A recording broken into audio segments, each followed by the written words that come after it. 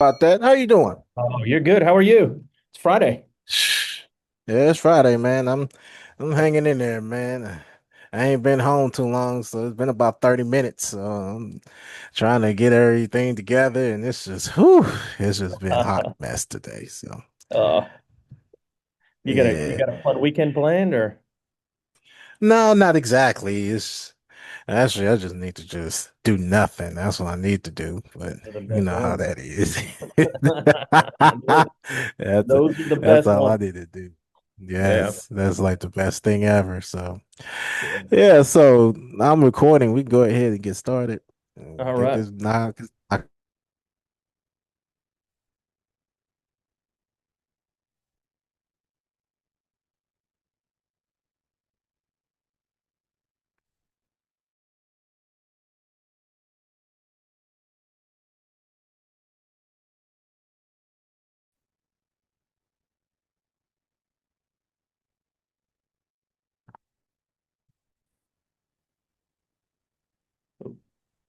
Hey, Darrell, you cut out on me. Can you hear me? Man, yeah. I don't know what's going nowadays. I don't know what's going on. Yeah, I'm good now. I'm good now. Okay. Start again. Let's do it. All right. Sorry about that. Yep, you're good. Good. So you go ahead and you got the floor. You introduce yourself and Oh, yeah. what you do. Yeah, I'm Adam McCormick. I'm a professor of social work at St. Edward's University in Austin, Texas. I actually teach courses on childhood, mostly courses on childhood trauma, human behavior. But recently wrote a book where I spent a couple years talking to social workers and therapists and helping professionals about their own experiences of childhood trauma and how those experiences have kind of grown up with them uh, and followed them into their work and their relationships, their capacity to set boundaries, take care of themselves, all that good stuff. Oh, sweet. So you help them, do you actually talk with any students, any kids, or stuff like that? You just deal with like you talk to social workers or therapists and stuff like that. Yeah, so my career, my early part of my career was in the Texas foster care system. Oh, okay. My wife and I, 25 years ago, moved into a group home with teenage boys who were some of the most emotionally, behaviorally at-risk kiddos in the state, which really kind of sparked a passion for social work and children's mental health. Mental health of boys is another. I run some trauma and masculinity groups. Hmm. Detention centers and prisons and foster homes. So yeah, that's kind of my background. About 5 or 6 years ago, though, I was actually out in the community doing a lot of teaching and workshops to social workers Yeah. and to students on emotional and relational trauma. What are the impacts of not so much, just things like physical abuse and sexual abuse and that sort of stuff, but Hmm. um, growing up with a parent with an addiction or a narcissistic parent or that sort of stuff. And what I found was that many of the social workers, many of the therapists identified a lot more with that content in terms of their own experiences of childhood Right. than they did necessarily with their clients. Not to suggest that their clients didn't have those traumas, but so they would inevitably ask me, how might this be impacting my work and my professional life and my relationships? Hmm. And I realized that despite being a child trauma professional for so long, I didn't really like the answers that I had for them. So I went out and interviewed uh, tons and tons of mental health professionals and social workers about their childhoods and of course those who had some early adversity in Yeah. childhood to kind of make some of those connections and develop some frameworks and really just kind of universalize some language for them and Hmm. normalize that conversation a little bit more. Hmm. So what exactly did you mean when you say the unfinished business of childhood? Yeah, a couple of things. I think the big one is in having these conversations over and over and over. Also this certainly pertains to my own experience as well. I grew up with a lot of childhood trauma. Yeah. Father who was an alcoholic and very narcissistic and oftentimes made my world and my mom's world and my sister's world just like a landmine in many ways. And so when I say the unfinished business, what I heard over and over and over again as I talked to helping professionals, social workers, therapists was that many of the adaptations that they developed in childhood in an effort to kind of attach to their caregivers or survive a chaotic or volatile environment, whether it was people pleasing or just this deep capacity to really be cued into the inner experiences and the emotions of other people, this workaholism, heroism, that those adaptations are in many ways the same things that make you really, really good as a mental health professional, really, really good Right. as a social worker. Right. And without realizing it, a lot of folks never really get the opportunity to make that connection that my early adversity, my early experiences of trauma or stress actually had a lot to do with what drew me into this work in the first place. And in the book, I tell a story of sitting with my guidance counselor as a freshman in college. I'm a first generation student. Oh, I okay. feel really out of place when I'm there. And the guidance, I'm an 18-year-old young person, and the guidance counselor is kind of running through this list of majors and just kind of going through the alphabet. And there's just nothing that really resonates with me or nothing that I feel like I'm going to be particularly good at. But then they get to social work, crisis intervention, trauma informed care, all of these things. And he even kind of made a comment and said, is this stuff that you're good at? And I just thought, wait, and I was my father's social worker since the time I was about 2 feet tall. You had no idea. Like I'm literally doing all of these things. And so Man. that's kind of what I mean by the unfinished business, that oftentimes for a lot of helping professionals, certainly not all of them, but a lot of mental health professionals, that Mhm. what drew them into this work is often rooted in their childhood. Sure. Sure. I gotta I gotta ask this. I ain't got nothing to do with anything, but you said something that kind of caught my attention. Like this is an opinion. Like if you don't know, then you just don't know. But I gotta ask, what are the signs of a narcissistic parent? Yeah, that's a good question. Yeah. I think just an extreme kind of emotional immaturity. Oftentimes, when you're looking at the relationship between a parent and a child, one of the key indicators of an emotionally immature and certainly a narcissistic parent is that the parent has these big expectations for the child to kind of be their caretaker in many ways, know what makes them upset, know what makes them happy. And so the Hmm. child does a lot of emotional labor for the parent. And in return, the parent doesn't do any of that stuff. And a lot of times we think about like a narcissistic parent or an emotionally immature parent as kind of being lacking in emotion. There's big emotions in those relationships. It's just not Hmm. mature emotion. So oftentimes, what will happen is a child will just work like crazy to get the care or the attention, or more commonly, the pride or the joy or the approval of a parent when that approval and pride and joy just isn't going to come, right? And then the other thing is oftentimes the parent will really kind of view the child as an extension of themselves. And that's kind of rooted in that emotional immaturity and oftentimes that narcissism, meaning that I can't see my child as their own unique and distinct human being with their own needs and their own authentic self and their own desires and their own struggles in life, their own dreams, that sort of stuff, that really you're just an extension of me. And so that's kind of with the narcissistic or emotionally immature parent. That those are usually the things that you would look out for to notice that. Yeah, I'm a dad myself, so I have to kind of, get that question in there. I don't know, like any other listeners would be like, yeah, okay, yeah, I'm a parent myself.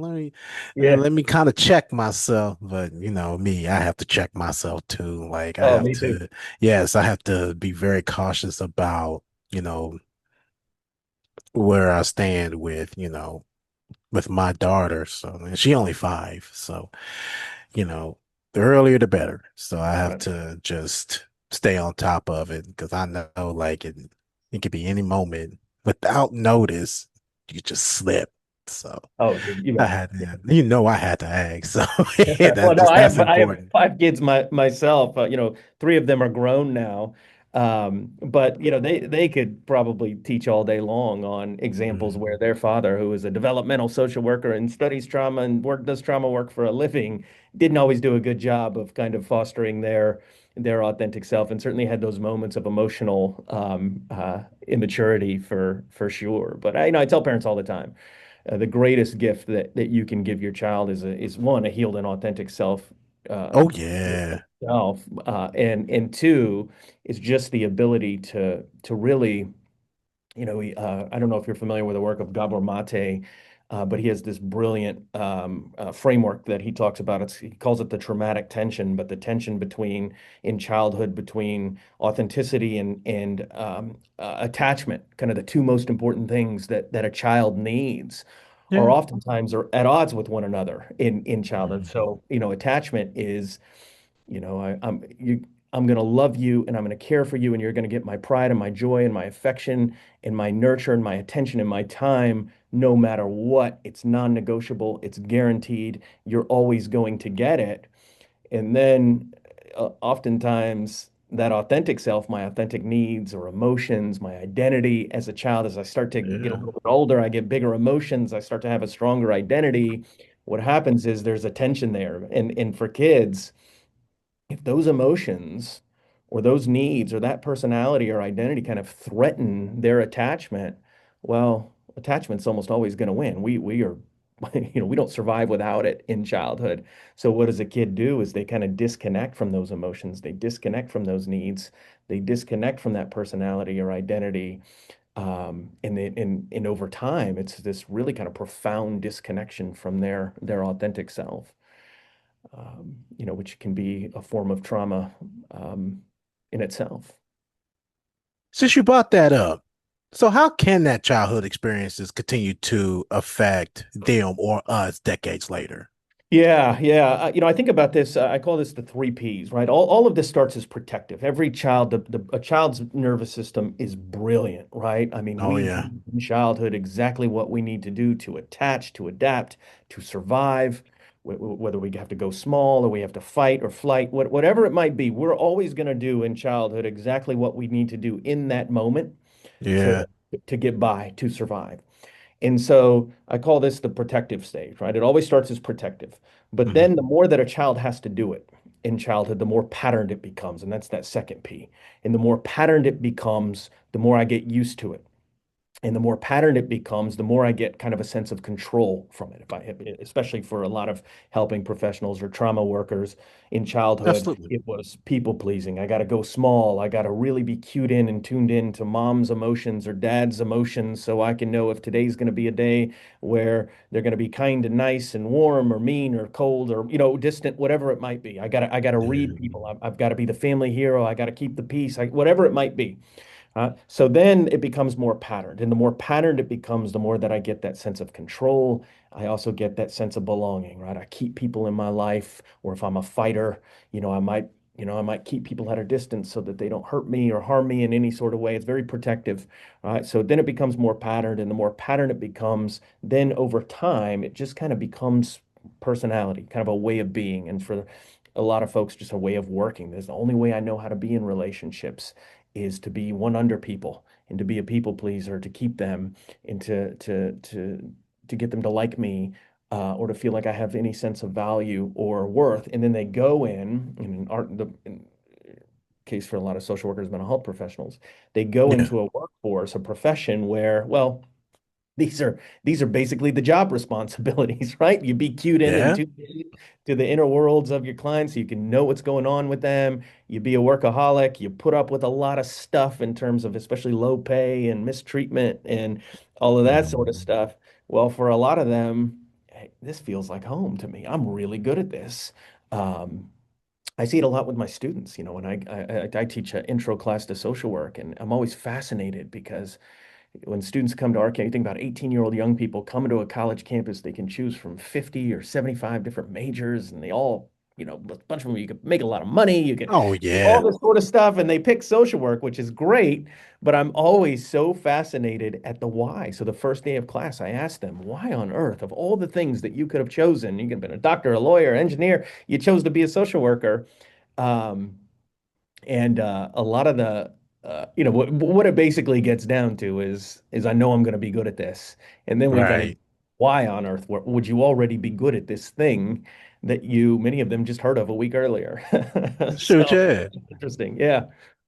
Shoot, yeah. Absolutely. So, why do you believe that many adults fail to actually recognize the connection between childhood and their current mental health?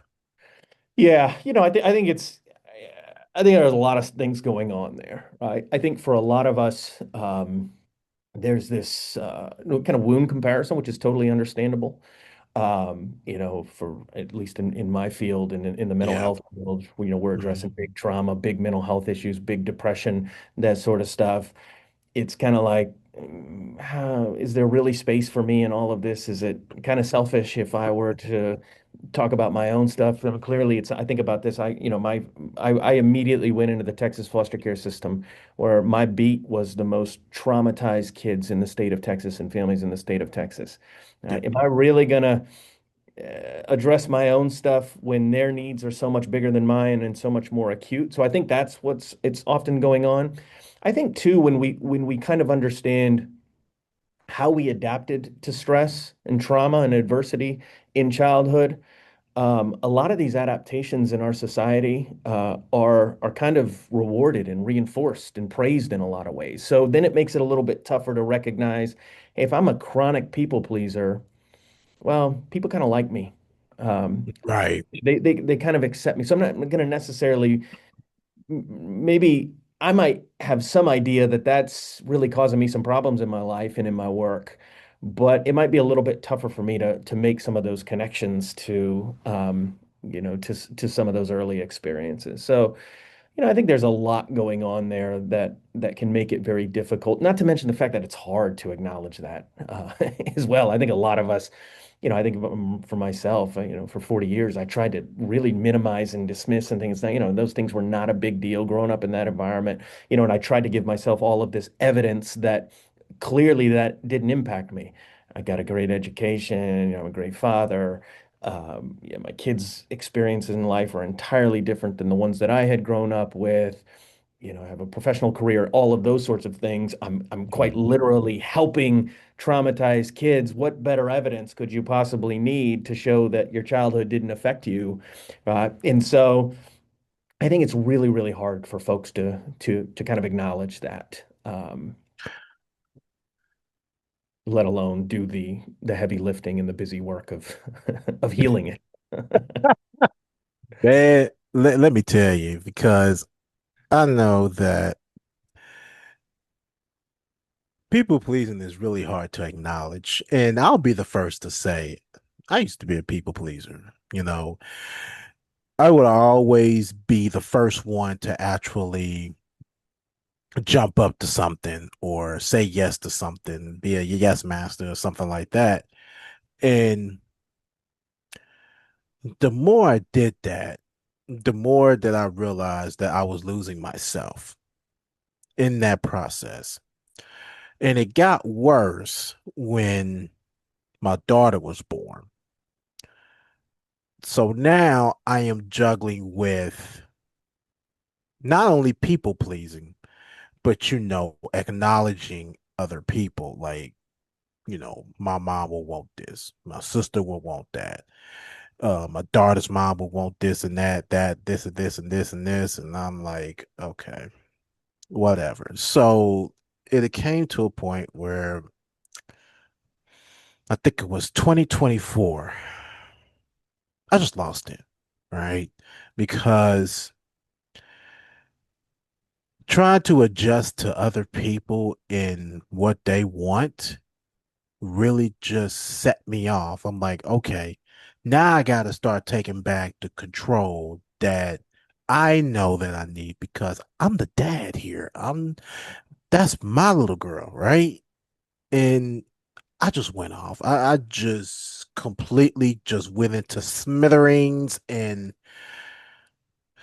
yeah, it wasn't the same after that because I knew that if I kept going, if I kept at that pace of just, doing everything that everybody wanted, they were just going to continue to run me over. And they're already overstepping my boundaries at that point. So, yeah, I did a lot of shutting down, of, protecting my boundary, protecting my peace, and just speaking up about things that I know that I don't like. And it may not have nothing to do with childhood trauma or anything like that, but this is just me speaking from me being a people pleaser and how people pleasing is really not good for everyone because you can't even think for yourself. You can't even, acknowledge what's right, what's wrong. You can't do none of that because you got other people that are actually taking that over. And so I had to grab that back. I had to acknowledge, hey, you doing something? You got to tell me. If, she's doing this, you got to tell me.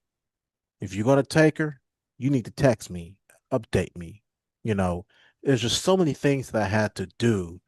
And then it was just like, I kind of wish I did this at the beginning because now this is putting in more work than I really shouldn't have had done and what I should have done it from the beginning. Yeah. And that became a real sorted mess. But now it's like I'm more at peace now and people are starting to respect my boundaries. Some, not all. Yeah. Let me just put it like that. And it's just been one of those rides. It's just been one of those journeys. I've shared my story so many times, like within the last year about how, this people pleasing and how, I let people run over me, just destroy me in so many ways. And yeah, I had to kind of put the foot down and Yeah. show what it is. I'm glad you did. People pleasing. There's not a lot of redeeming value in it. And the thing about, people pleasing or just, just this constant saying yes or the expectation that, hey, no matter what, Darrell's going to come through, no matter what I ask, no matter how unfair it might be, no matter how it might stretch your boundaries or violate your boundaries. When this happens over and over and over in the context of if you and I, right, are in a friendship or a relationship or a family relationship, and I know that no matter what I ask or expect, and oftentimes it's not an ask, it's just kind of an expectation. Yeah. Hey, Darrell's gonna come through, or Darrell's gonna do this sort of thing. Now, what happens over time there is, and I know that Darrell's gonna say yes no matter what, that it's just inevitable that he's gonna come through. What happens over time is your yes is it doesn't mean a lot to me, right? Because I just expect it. And I see this with folks all the time when they do exactly kind of what you did and they start to take care of themselves and set some boundaries and stand up for themselves, which, by the way, you're doing the most important thing. You're modeling that for your kiddo. Um, Yes. and when it comes to boundaries, and let me tell you, after just talking to so many folks who grew up in families where boundaries were just not modeled for them, you don't get to learn the wisdom of boundaries, which is really what you've just explained there. I have more time. I'm more connected to myself. I have more independence. I have more strength and all of those sorts of things because I finally started setting boundaries. That's the wisdom of boundaries, right? Mhm. We can't Yes. experience that if we don't ever set them. And for a lot of Mhm. kids, they don't grow up in environments where they see their parents, for really good reasons, right? They don't get to witness them setting boundaries. I think about this with my own kids, and I would tell my kid, I'm a workaholic social worker who couldn't identify my authentic self if I picked it out, if you asked me to pick it out in a lineup. But I come home from work every night and tell my daughters, oh, you guys need to take care of yourselves and always set boundaries and love yourselves. Well, we know how kids learn. They don't learn from what we tell them. They learn from what they see us doing, right? And so they see a dad who's not setting any work life boundaries, who's just exhausting himself. telling me to take care of myself, right? Like that's a little bit, so you've done a really, really good job of modeling that for her. But, it's just rendered useless. Now, when we do start to set some of those boundaries, whether it's at work or in our family relationships or friendships or whatever it might be, now what happens all of a sudden, hey, when Darrell does say yes to something, it means a lot more to me because he says no to the stuff that he should say no to. And now he says yes to me. And where that yes previously may have been kind of useless to me or not a big deal, now it means a lot more to me because I know it means a lot more to you that you committed to this thing. So that's just the wisdom of boundaries that a lot of folks never get the opportunity to experience because it's setting boundaries is scary, right? It is. It It is is. scary. Relationships change, people's perceptions of us change. There's this deep fear that we're going to lose attachments or belonging. People aren't going to like us anymore. They're going to think differently of us. So it is risky to start doing that for sure. Let me back your point up because you're absolutely right. That's the scariest thing to do. And I've sat with that when I was with my daughter's mom. That's what I was always afraid of. If I detached, if I called it off or whatever, I've always felt that, I was going to miss something, or I always felt that I was going to, you know, have her feel some way that she won't like me anymore, or she's going to do this or do that. But then, as she kept overstepping my boundaries, as she kept disrespecting me, as she kept doing everything that I really asked her not to do, that's when I stopped caring. I really just had a point where, you know what? No more yes. I'm done. Like, I cannot keep doing this. She'll have me take her here, take her there. She'll have me do everything under the sun. And I was missing out on so many opportunities within my own just to people please. And I just abruptly just whoosh, shut it down. Just shut it down. Didn't, no contact, no nothing. I just had to completely do a 780 because of how that so much of that disrespect just really just got shoved into my face. No appreciation, no nothing. And I'm looking at my child and I'm looking at who she sees in her dad, and it's like, this is not what I want. Yeah. This is not what she needs to see. You know, that's when I had to up my ante. And ever since then, that's when I had to just play that role. I had to play that strong role, and I used to think that way. Now I don't care what you think. If you don't like me, good. I'll applaud you. If you don't love me, good. I applaud you. Because at this point right now, I don't care. Like, I'm doing my thing. I'm having a good time with what I'm trying to do, what I'm trying to develop. I'm having a marvelous time. Like, whatever you want to do, you do it. I'm good. I want no part of it. I have my own thing. So yeah, that's just the whole point that you brought up that I felt was very important to mention because people get lost in that perspective when they do that. And we have to get out of that mentality. We need to have our own mentality and think about the people that are important to us that we're surrounded with. Yeah, yeah, and that's the other thing, when we're saying yes to stuff, when there's a really healthy no that is just screaming to be said, we are saying no. We're saying no to things that are important to us. We're saying no oftentimes to people that are important to to Hmm. us. For sure. Uh, For yeah, sure. yeah, yeah, absolutely. And we have to understand, kind of what's behind it when we don't set those boundaries, and we're almost always protecting something for sure. Hmm. Yeah. So we talk about burnout. That this is like for me biggest this is the biggest thing that I've suffered from a lot now is burnout. So what is the difference between being tired and being emotionally burned out? Yeah, yeah. Burnout, really kind of the definition, the simple definition is what is expected of me, what I have to give to the world exceeds what I've got in the tank, right? Like it's just too much expectation here, right? Hmm. And that's burnout. So there are a lot of things that contribute to burnout, right? The way that I teach this to my students is think about it like there's two buckets here. So Okay. there's one bucket on one side. This is all of the expectations in my life, the stress, the trauma, the expectations, the pressures, the work, the everything's going on in the world, whatever it might be, my own baggage from child, whatever it might be. So think of that in one bucket. This is what I have to deal with. This is what I have to navigate.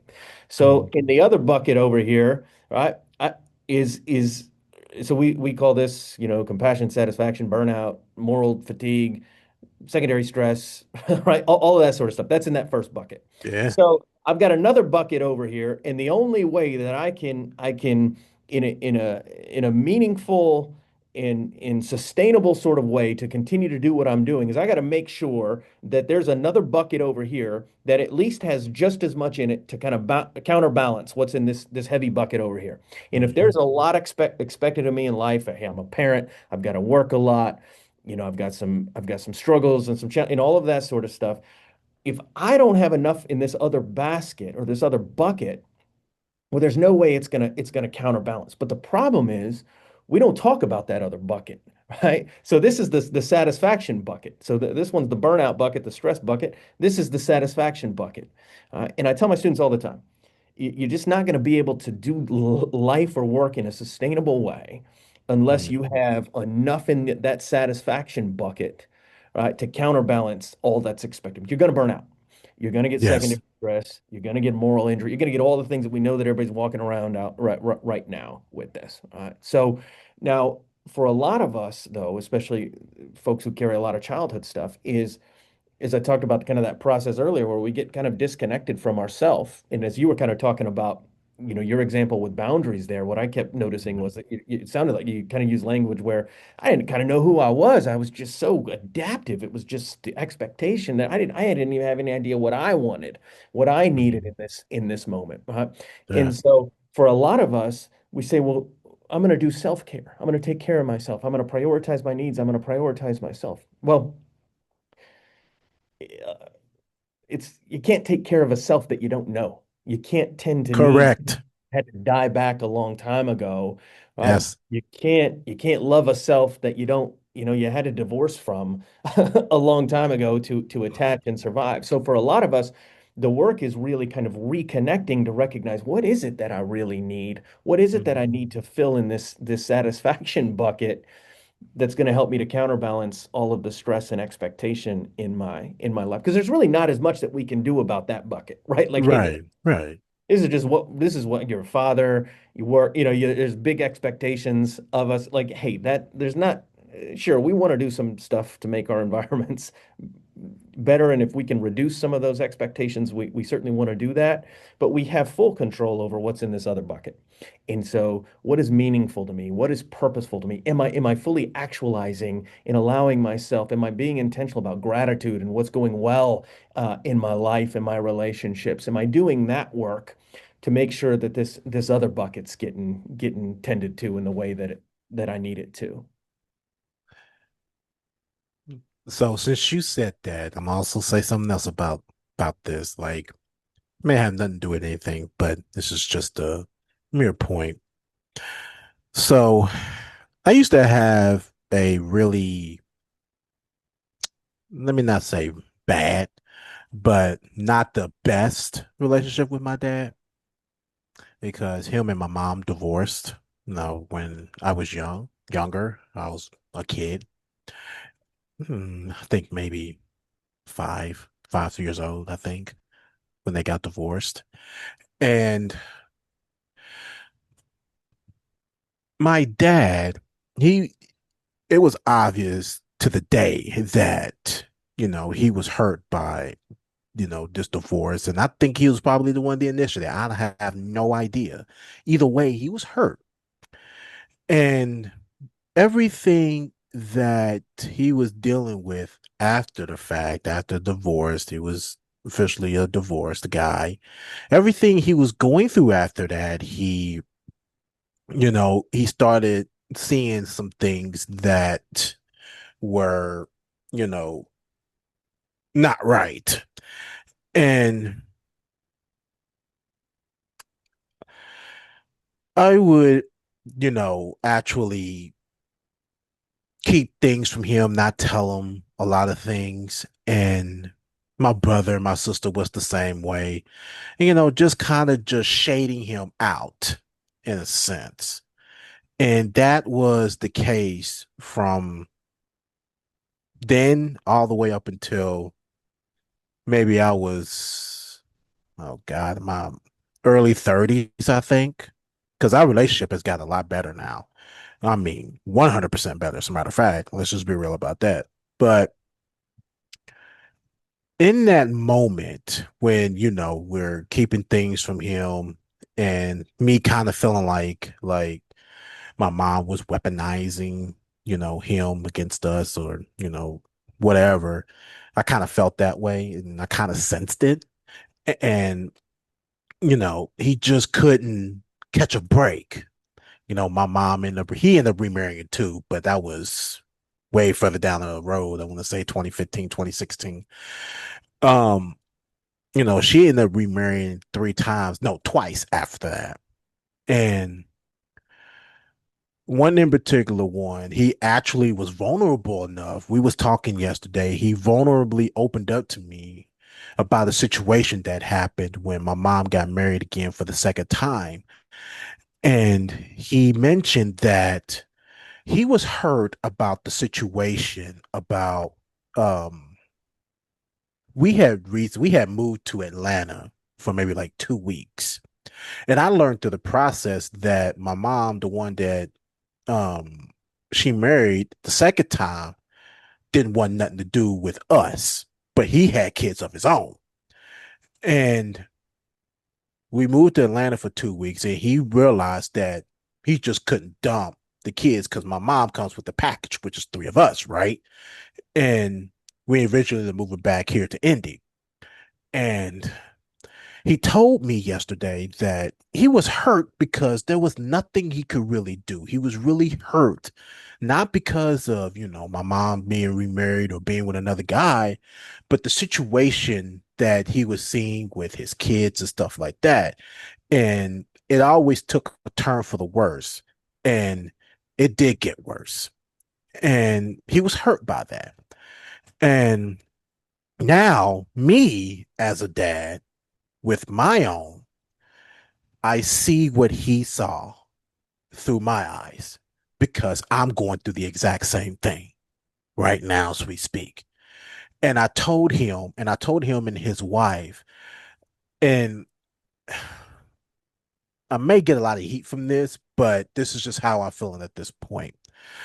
I told him, I was like, this is why I have really started gaining more respect for you because of what you see. Because what I saw now through him is what I'm seeing through my eyes from back when he saw and how he was being weaponized, stuff like that. Because now my daughter's mom is damn near doing the same thing to me. And I see that.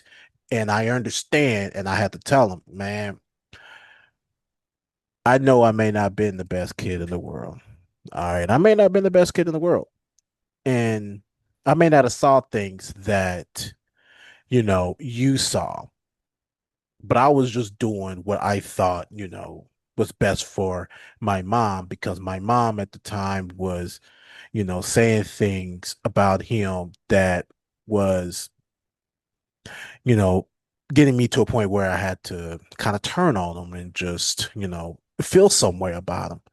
But now that I see everything into the light, I'll tell him, I was like, man, I'm sorry if I disappointed you in that way. I'm sorry if I did. Like, it was never my intentions to do that. My, it was never thought into my mind that it was going to turn out this way. You know, she was happy. you was hurt. And I never saw that. And now being an adult, I understand it. So yeah, that was like a very vulnerable moment. Like I said, it may Yeah. not have nothing to do with anything, but that just really shows how, you know, the childhood phase can really affect a lot of things as you get older. Oh, absolutely, absolutely. And I had a very similar experience with my parents. I don't know how old you are when all that was happening, but I had something very similar kind of happen where my mom had to finally get out of this really hostile relationship, and Yeah. I think my father in many ways kind of blame me for that. And the thing is in childhood, and this will be something really important to think about with your is we tend to put way too much onto kids. I mean, as you're telling this story, I'm just thinking no kid should have ever had these are not things in childhood that you should have to worry about in childhood. Yes. Yes. That's really the trauma there for you is Yes. that you shouldn't have to pick between your parents, or you shouldn't worry that if you have some level of loyalty to your mom that you won't to your dad, or the other way around, and all of Mhm. those are just not expectations that No. understand a child's nervous system. These are not the things that we should be worrying about and thinking about um, in childhood. So Mhm. I'm glad you and your father were able to create a relationship now where you have that Yeah. level of vulnerability, for Yeah. sure. For sure, because I Feeling for look you out for too. him. Yeah, I look out for him now. He'll call me if he need help, man. He's like, hey, um, if I need my grass cut, man, I'll call you. I was like, yeah, just let me know, man. I'm there for you. Yeah. No doubt about it. Like it's always been now that it's been like that for a couple of years now. Like I'll go over there. I helped him with his he was building like a I forgot what they call them. It's like a port for like another like an extra driveway or something like that. So he wanted to park his truck up there for his wife. So I helped him with that. And it's been groovy after that. And so that's why when I saw that, that's why it was important for me to have an equal balance for my little girl. Because I always tell her, like when she's over here on the weekends, I always tell her before she go home. I tell her, like, look, whatever you do, if your mom tell you to do something, you do it. You know, don't ever get the idea that you have to choose between us. I'm going to still love you no matter what. She's going to still love you no matter what. Yeah. It's important that her like Aaliyah needs to see that both her parents love her, despite what's going on between me and her. Like, you need to know that both of your parents are going to love you regardless to what's going on in the outer world or between us. You, Yeah. you just have to see that. And I wish I would had saw that as a kid with my mom and my dad, but I didn't see it. Right. I didn't see it at all. And I want to make sure that my daughter sees that. You know, if your mom calls you, answer it, talk to her. If she tell you to do something, she's telling you these things for a reason. She loves you just as much as I love you because I'm going to give you the same thing too. Hey, if don't talk to strangers, don't do this or don't do that. Like if somebody's there to actually help you, then you could approach someone. It's just out of love and out of protection, because you love that person. And it's the same way with her. I want her to be able to be equal into loving both of her parents, despite how I feel about her. And that's how that is. Yeah, yeah, yeah, yeah. And the more healed you are around this, the better you're going to be able to do that. That's why I say all the time, the greatest gift a parent can give their child is to be healed and to be authentic and to be healthy in all of the relationships, especially the ones that are a little bit more challenging, for sure. Yes. Yes.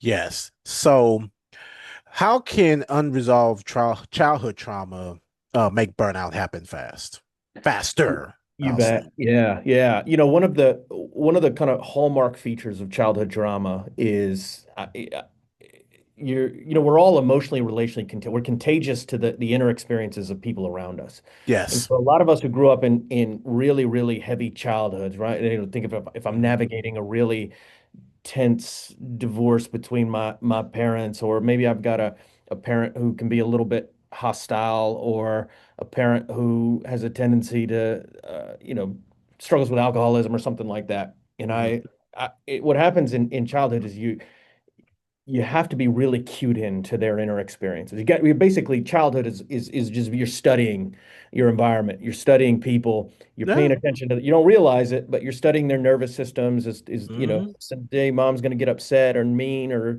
is dad going to get upset or mean or drunk or whatever it might be, Yeah. and so you just absorb their inner experiences, right? And so then that doesn't stop during childhood. We remain really, really vulnerable to absorbing the inner experiences of people around. So if we're around a bunch of folks who are stressed out and overwhelmed, or if we're have big expectations about kind of especially meeting the emotional needs and demands of the people in our lives, or for instances, for like people I work with, social workers, their clients, what happens is you're really, really good at absorbing those inner experiences. Hmm.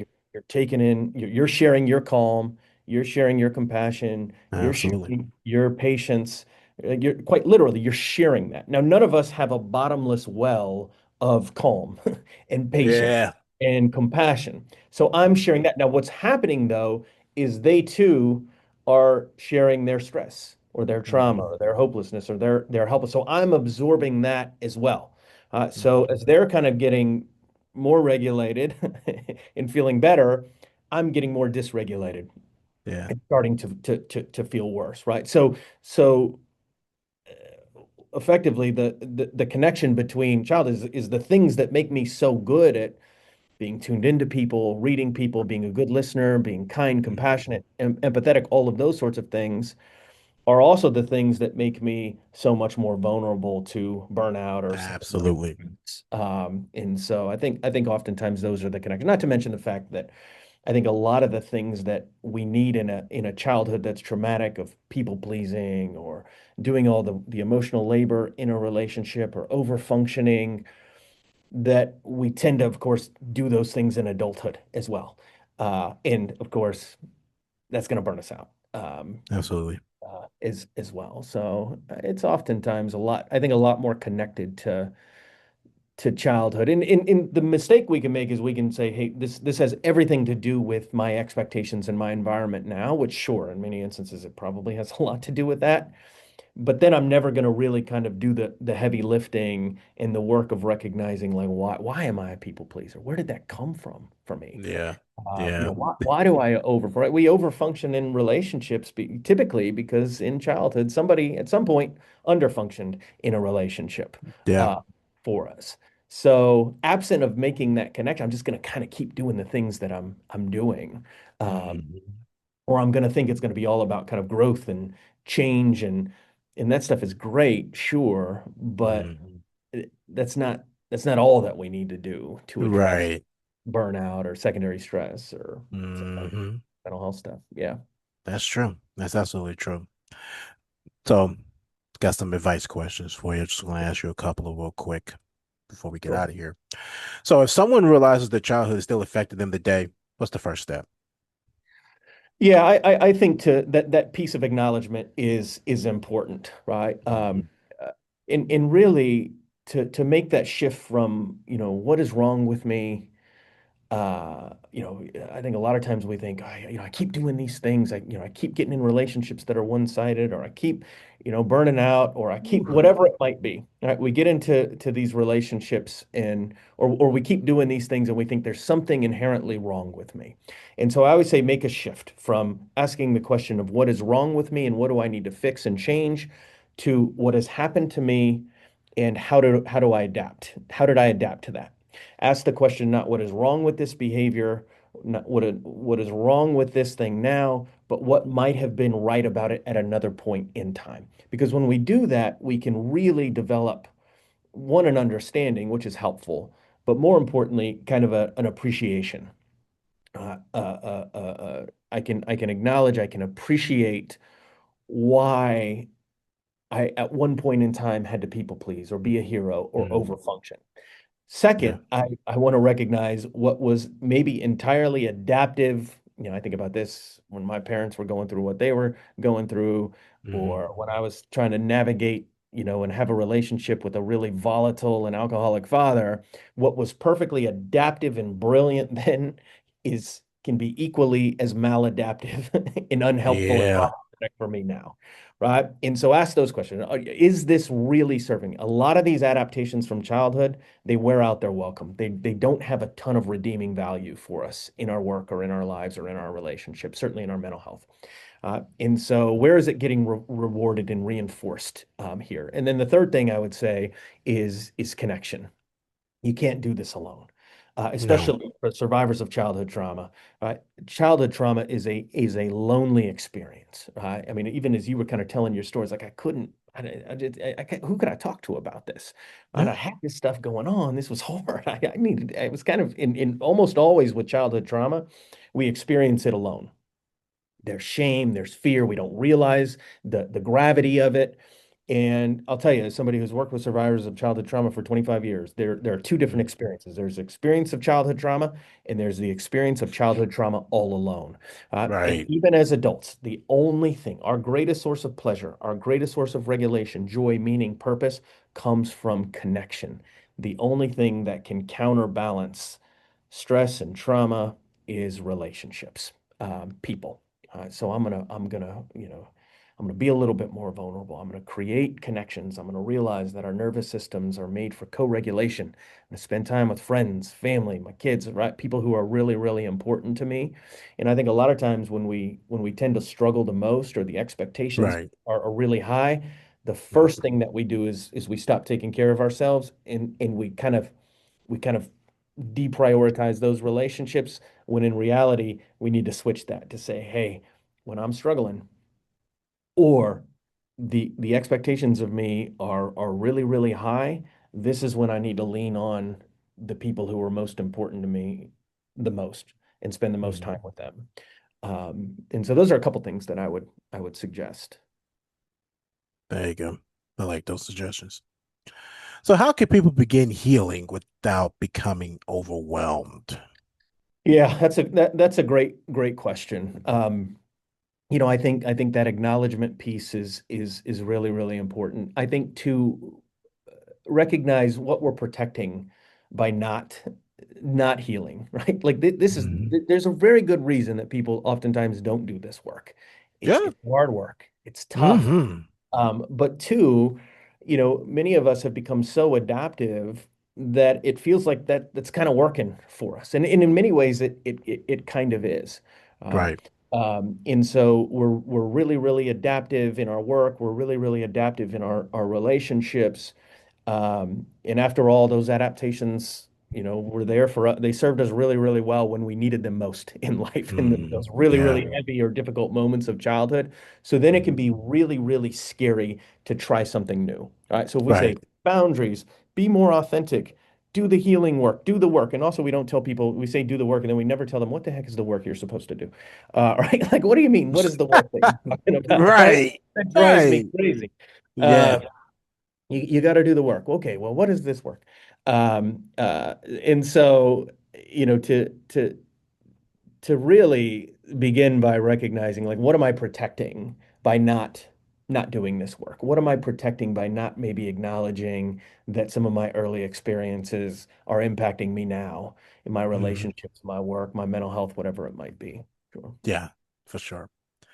And what gives you hope after working in this field for so many years? Yeah, somebody spent my entire life working in the field of trauma, really more than anything, understanding what trauma is and what it isn't. And For trauma is a sure. wound. Trauma is a wound. And I think when we understand trauma as a wound, just like we would any other wound, we oftentimes think trauma is the bad things that happened to us or the good things that didn't happen to us. And it's really, really understandable. None of Yeah. those things are trauma. There's an author, Gabor Mate, who's just brilliant. He's out of Canada and he does such a wonderful job of explaining this. Um, But I think when we understand trauma as an inner wound, Yeah. not the bad things that we can't change that. Right. I You can't can't. change my childhood. You can't change Hmm. your parents' That's divorce. right. We can never not have had those things happen. That's right. Those Hmm. aren't our traumas. Our traumas are the internal wounds, the moves that we made, the adaptations, the stories that we told ourselves, the meaning that we made out of these experiences and our sense of value and our worth. And while Hmm. it's what happened wasn't negotiable, the meaning that we make from it, the stories that we construct from it are always negotiable. We can change them, Correct. heal those.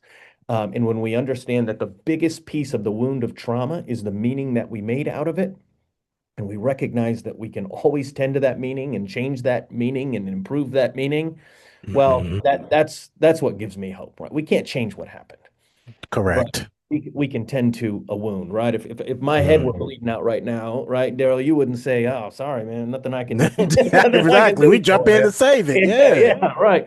And so when we understand trauma as that internal wound, well, now there's something we can do. We can tend to wound. Hmm. Right. Absolutely. Yep. So got this last big question here. I always like to ask my guests these before, we cut out. And so this is the big question. When you hear the phrase breaking mental health, what does that mean to you? For me, it's a huge shift in how we understand mental health. Yes. Yes. We have become so pathological and so deficit based around mental health. And as somebody again who's worked my entire life with survivors of childhood trauma and seen the brilliant strategies that kids have engaged in order to attach and adapt and survive, and the way that those get entirely misunderstood and pathologized and weaponized against them. um, I think breaking mental health is taking that step back and not asking what is wrong with me, what do I need to fix, what do I need to change, and simply asking what has happened to me, what are the things that I had to do to adapt and endure and attach and survive. I think that's a game changer there. So I think Absolutely. breaking mental health is really asking that question, what happened to you, not what's wrong with you. There you go. I like that. Because when I hear it, I always see this. I always look at it as listening, just listening. The most important thing that anybody can do is just listen. Anytime somebody's saying something, you just listen. So when you break that down into just one part, it's a small thing, a very small thing, right? Very small. And the smaller it can be, the more it can grow.